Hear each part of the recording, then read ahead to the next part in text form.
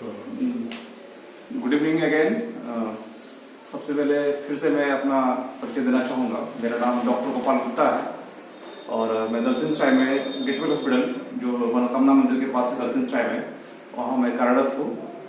आज एक विशेष टॉपिक की चर्चा मैं करना चाहूँगा। वो टॉपिक पॉइजन है।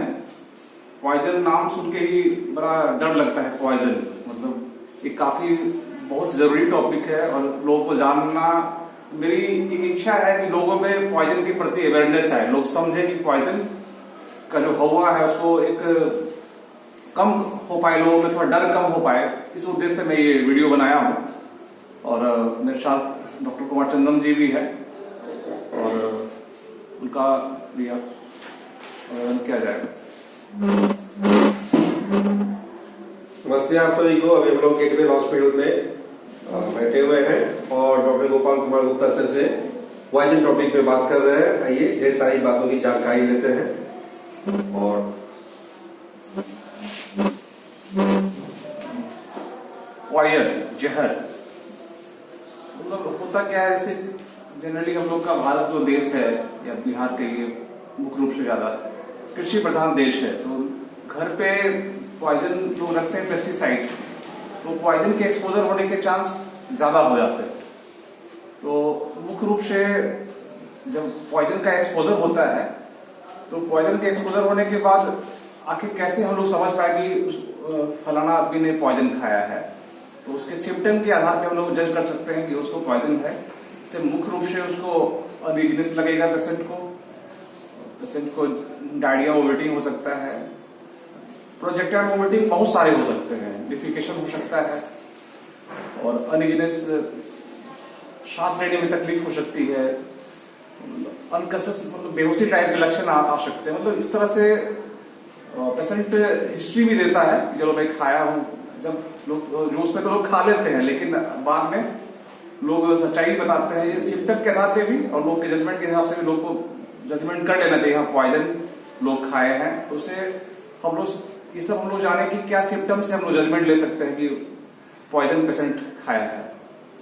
और उसके बाद हम लोग मुख्य रूप से आज जो चर्चा करना मैं चाह रहा हूं कि आखिर पॉइजन जो लोग खा लेते हैं हॉस्पिटल से आने से पहले, कहने मतलब घर पे, आखिर घर पे ऐसा क्या किया जाए जो हम लोग के पास जो गोल्डन टाइम है कि पॉइजन से हम लोग बचाव कर सकते हैं। तो इसकी मैं मुख्य रूप से आज चर्चा करने के लिए आया हूं कि आखिर जब तक पेशेंट घर पे रहता है उसमें क्या ठोस कदम किया जाए कि पेशेंट को बचाने का चांस ज्यादा हो सकता है। तो उसी क्रम में मैं बताना चाहूंगा। एक होता है गैग रिफ्लेक्स।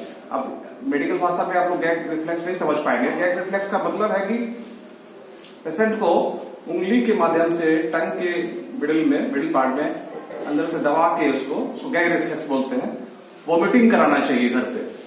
और अगर नहीं हो पा रहा है तो और डीप होके ट्राई करते रहना चाहिए जब तक पेशेंट को वॉमिटिंग नहीं हो। गैग रिफ्लेक्स का अधिकतम यूज करना है जब तक एम्बुलेंस नहीं आ जाता है या किसी डॉक्टर के गाड़ी में आने में भेजने में। हम लोग घर पे ये गोल्डन जो समय है हम लोग के पास, उस समय ये कदम कर सकते हैं, यूज कर सकते हैं कि हम लोग गैग रिफ्लेक्स यानी वॉमिटिंग कराया जाए, मतलब पेशेंट को उल्टी कराया जाए सिंपल भाषा में। तो कैसे? तो गैग रिफ्लेक्स, तो क्या गैग रिफ्लेक्स, इसको उल्टी कराने के लिए 2 उंगली का यूज करेंगे, डीप माउथ के अंदर टंग के टच करते हुए उसको उल्टी कराया जाए। एक तो गैग रिफ्लेक्स हो गया। दूसरा चीज की पेशेंट का इलेक्ट्रोलाइट चेंज करके भी हम पेशेंट को उल्टी करा सकते हैं। आप इलेक्ट्रोलाइट नॉर्मल लोग नहीं समझ पाएंगे कैसे उसको इम्बैलेंस किया जाए। उसके लिए हम लोग पहले एक जनरल पानी, 1 गिलास पानी में नमक 5-6 चम्मच नमक या ज्यादा नमक डाल दे। इसके कारण से वो जैसे ही हमारे शरीर में उसको हम यूज करेंगे पेशेंट को उल्टी बहुत ज्यादा होने लगेगा।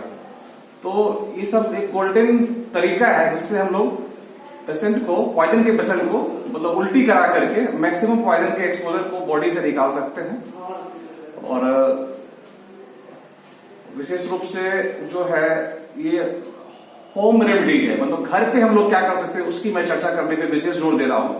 हॉस्पिटल पे तो पेशेंट पहुंचेगा तो उसे फायदा क्या होगा, जो मैं चर्चा कर रहा हूं उससे फायदा ये होगा पेशेंट के बचने के चांस ज्यादा हो जाएंगे।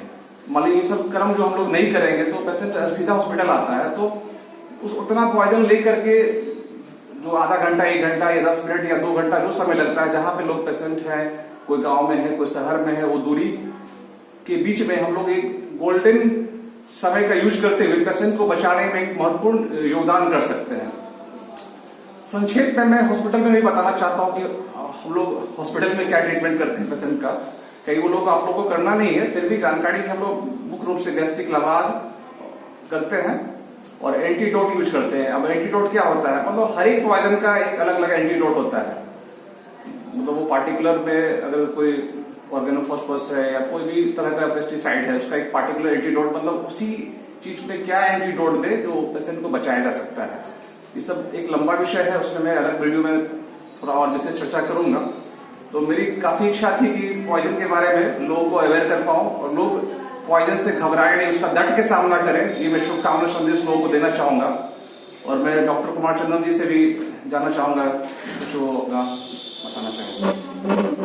धन्यवाद डॉक्टर साहब, आपने काफी अच्छी जानकारियां दी और इसमें मैं आप लोगों से ये रिक्वेस्ट करूंगा कि जो काम डॉक्टर साहब का है वो डॉक्टर साहब ही करेंगे, लेकिन होम प्रिकॉशन जो है उसमें आपको यही करना है कि वोमिटिंग टेंडेंसी का वो ट्राई करना है, बार बार फिंगर डालकर और नमक का घोल पिलाकर वोमिटिंग टेंडेंसी को क्रिएट करना है और बाद बाकी यथाशीघ्र डॉक्टर से संपर्क करना है। धन्यवाद।